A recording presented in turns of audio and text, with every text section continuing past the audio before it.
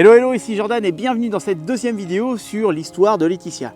Alors petit rappel pour ceux qui viennent de nous rejoindre, Laetitia est une de mes anciennes clientes qui un jour a pris la décision de se lancer dans une quête pour devenir la meilleure version d'elle-même. Et comme la plupart des personnes qui se lancent dans ce type de démarche, elle s'est vite rendue compte que c'est comme les montagnes russes, il y a des hauts, il y a des bas. Car quand elle se fixait ses objectifs, la veille au soir, elle était chargée à bloc. Puis le lendemain, ça retombait à cause de la journée de travail. Elle devait gérer les clients, les collègues, les enfants, etc. L'euphorie était descendue, mais elle conservait un petit peu plus de volonté en fin de journée que d'habitude. Et il y a des jours où ça allait et des jours où elle était complètement rincée, sans énergie. Et c'était si irrégulier qu'elle se disait qu'elle allait échouer. On fait un point ensemble et j'identifie directement ce qui n'allait pas. Je me souviens de lui avoir dit, la vie c'est un marathon, c'est pas un sprint. Donc tu auras toujours une autre occasion de redémarrer et d'améliorer ta vie. Alors sois patiente avec toi-même. Ne cherche pas à vouloir tout faire ou à griller les étapes. Se développer personnellement, s'auto-améliorer, c'est un investissement de tous les jours. Et lorsque vous êtes prêt pour le changement, vous devez commencer à enclencher le changement petit à petit. Et pas tout d'un coup. Si vous voulez changer votre vie et ne pas être dans la routine, vous devez faire quelque chose de différent chaque jour. Il faut donc viser un petit changement cohérent. Pas un changement rapide, juste des petits changements qui feront une grande différence. C'est le seul moyen que vous aurez pour réussir à changer d'habitude et à sortir de votre zone de confort. Permettez-moi de vous partager quelque chose que je vois bien trop souvent chez les personnes qui sont sensibles à leur développement personnel. Et je trouve même que c'est une erreur d'ailleurs. Se développer personnellement, ça n'est pas une destination. Ça n'est pas un objectif en soi. Ça peut être sans fin. Hein. Vous n'en aurez jamais fini en fait. Vous n'en aurez jamais fini de vous améliorer ou de travailler sur vous-même. Je vois trop de gens qui travaillent tous les points d'amélioration ou défauts qu'ils remarquent sur eux avant de se lancer. Et vous n'en voyez jamais le bout. Et vous ne changez jamais rien de votre situation, car vous êtes constamment dans l'amélioration continue de vous-même. Et vous restez bloqué dans votre croissance personnelle. Vous attendez le moment parfait, vous attendez le jour où vous vous sentirez prêt. Mais même si vous vous sentez mieux ou que vous avez quelques réussites, vous devez continuer à faire ces choses que vous faisiez au début et qui vous permettent de sortir de votre situation habituelle. L'idée c'est quoi?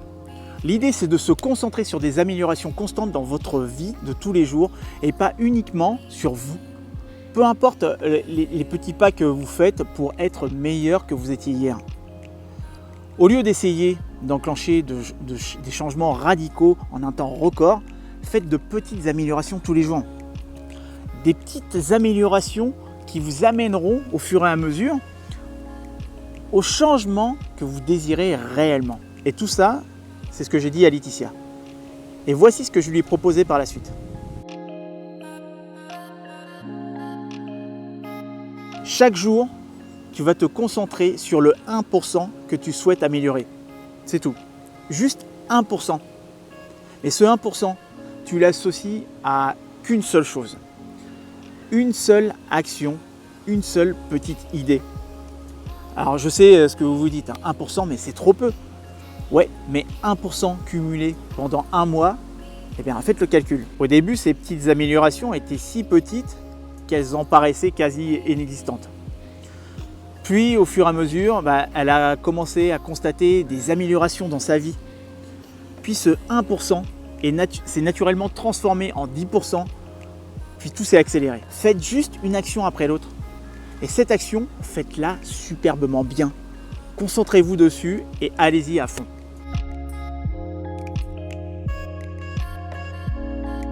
Un jour, j'ai lu dans un bouquin qu'il était primordial de ne jamais commencer sa journée sans l'avoir préparée la veille. Ne commencez jamais une journée sans savoir ce que vous allez faire. Mais une majorité de personnes vont oublier de le faire car elles seront devant une série, un livre ou leur smartphone avant de se coucher. Puis, elles s'endorment sans l'avoir fait. Alors oui, je sais que vous l'avez déjà entendu et vous l'entendrez encore de toute façon. Mais si vous l'avez déjà entendu, c'est bien pour une raison. C'est que ça fonctionne, ça marche. Faites-le. et vous serez peut-être témoin de l'efficacité du Miracle Morning. On appelle ça comme ça, c'est les routines matinales. Il y a un livre qui porte le même nom.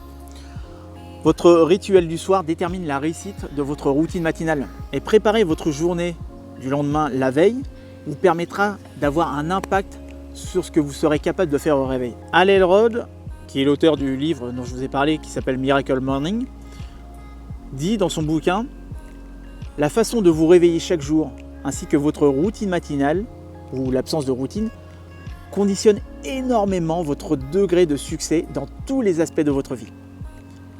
Les matins réussis et productifs, où la concentration est au rendez-vous, vous génèrent des journées réussies et productives, pleines de concentration, ce qui crée inévitablement une vie réussie. De même, des matins médiocres, improductifs, où vous vous éparpillez, entraînent des journées du même acabit et débouchent au final sur une qualité de vie médiocre. Il suffit de changer votre façon de vous réveiller pour transformer plus vite que vous ne l'aurez jamais imaginé n'importe quel aspect de votre vie. Si vous faites ça, vous vous programmez à devenir productif le lendemain matin. Vous vous créez une habitude inconsciente. Le plus difficile sera d'être constant pour que ça marche. Mais il faut pour ça développer votre discipline et vous engager personnellement. Et c'est ce que je vous invite à faire, à vous engager là, ce soir, maintenant, ce matin, peu importe à quel moment vous regardez la vidéo. Vous vous engagez vis-à-vis de vous-même.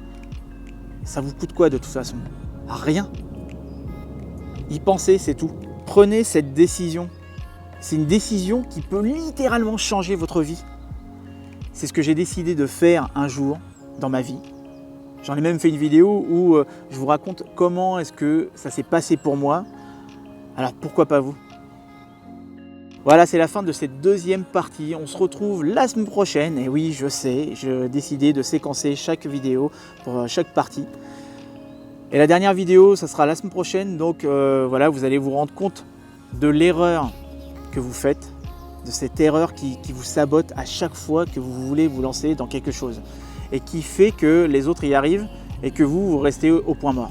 Et d'ici là, je vous invite comme d'habitude à vous rendre sur mon site si vous avez un projet de reconversion professionnelle, si vous voulez changer de métier, que vous voulez trouver votre voie ou même que vous avez un projet de création d'entreprise et à m'indiquer, à m'exposer votre projet à l'aide de l'onglet séance découverte. On se retrouve pour la prochaine vidéo la semaine prochaine.